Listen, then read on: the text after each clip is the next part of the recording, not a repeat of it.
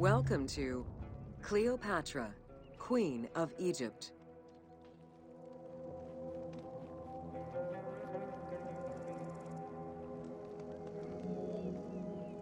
Cleopatra VII Theophilopator ascended the throne in 51 BCE at the age of 18. Though her early attempts to maintain power were often challenged, she eventually prevailed and became the sole ruler of Egypt. According to Plutarch, she was the only Ptolemaic pharaoh to speak the Egyptian language. Her intelligence, coupled with a good education and a great political mind, allowed her to make the alliances necessary to maintain the independence of Egypt while Rome was becoming a Mediterranean empire.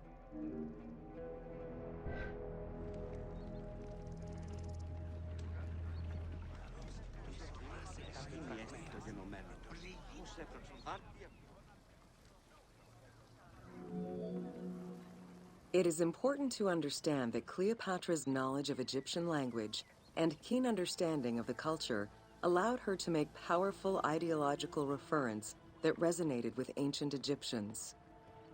By associating herself with the goddess Isis, the divine mother, great of magic, and repository of divine essence, Cleopatra firmly established herself as the protector of the two lands and legitimized her place on the throne.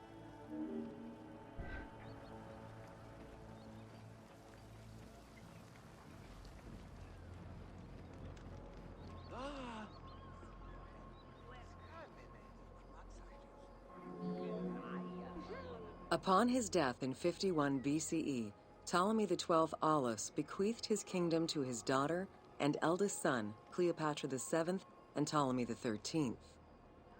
As was custom, the siblings were married. The new pharaoh was 10 years old, his sister wife 17. The early years of their reign were not easy. Between 50 and 48 BCE, droughts and floods aggravated Egypt's problems. General Achilles and the royal advisor Pothinos kept intervening in the young ruler's political decisions and eventually colluded to turn Ptolemy XIII against Cleopatra. By 48 BCE, Cleopatra was in exile.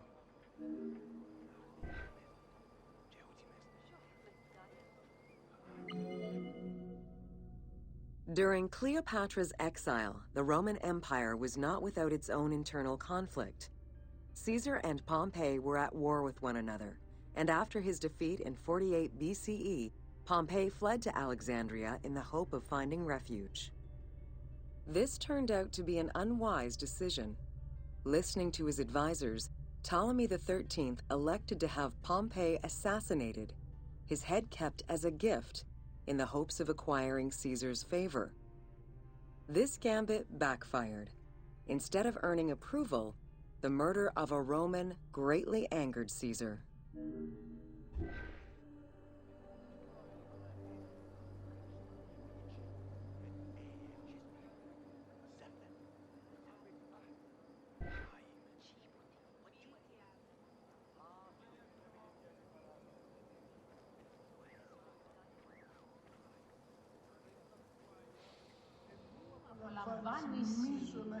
Νομίζω να χαιρέστε ευχήν.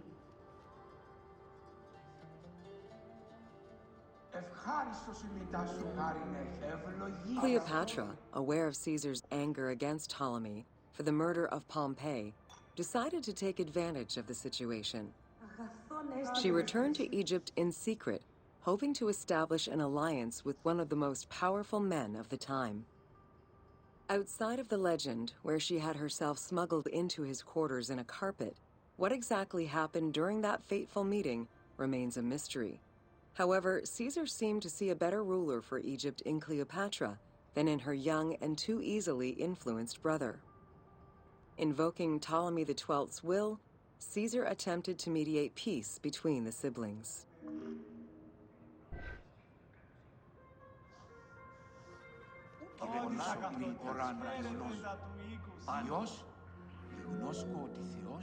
Ptolemy XIII was enraged by the turn of events, and his advisors were none too happy to see Cleopatra return. Urged on by General Achilles and Pothinos, the young pharaoh plotted against Caesar and Cleopatra, resulting in the siege of Alexandria in 47 BCE. It was in March 47 BCE that Caesar defeated Ptolemy XIII's forces. The young pharaoh drowned in the Nile after having fled the battlefield. With her opponents dead or powerless, Cleopatra married her other much younger brother, Ptolemy XIV, and finally claimed the throne of Egypt for good. The end of the Alexandrian War also cemented the romantic and political alliance between Cleopatra and Caesar.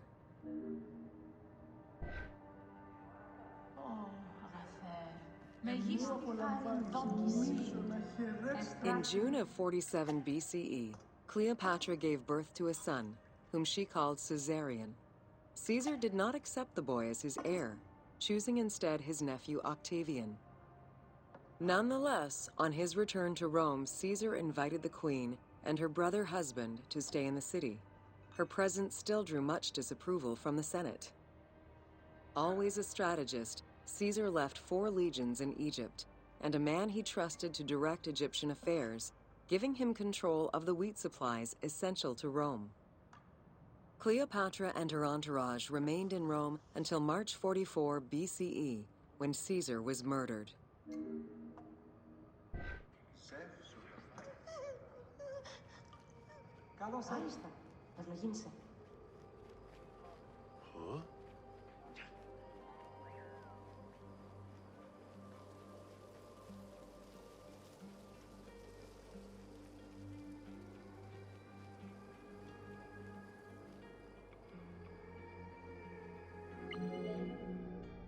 Caesar's most faithful ally, Mark Antony, often visited the Queen of Egypt during his stay in Rome.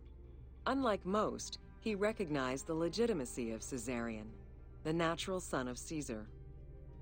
Antony knew he would need the riches of Egypt in order to fight Octavian and claim the Roman Empire. Cleopatra, in return, saw a powerful ally.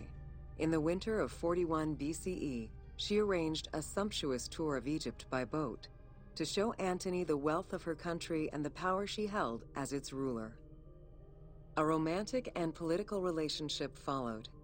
The Roman Senate was once again most displeased. To calm spirits in Rome, Antony married Octavia, sister of Octavian.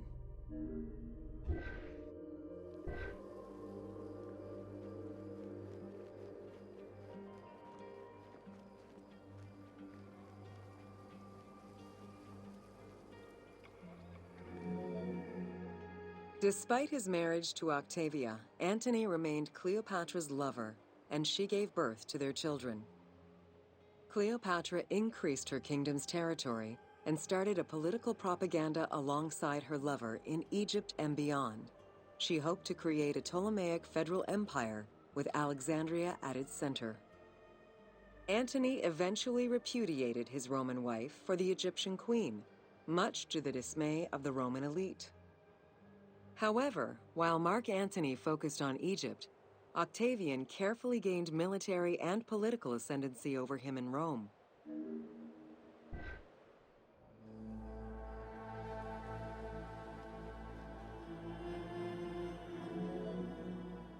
Octavian managed his own propaganda campaign and succeeded.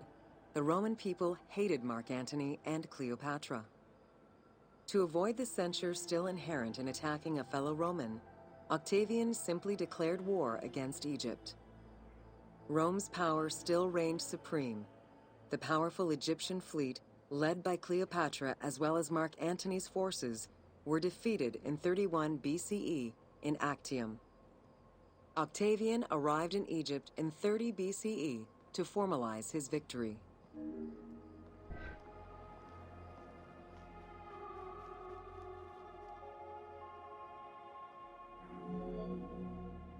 The following events remain difficult to confirm due to the many versions and legends around them.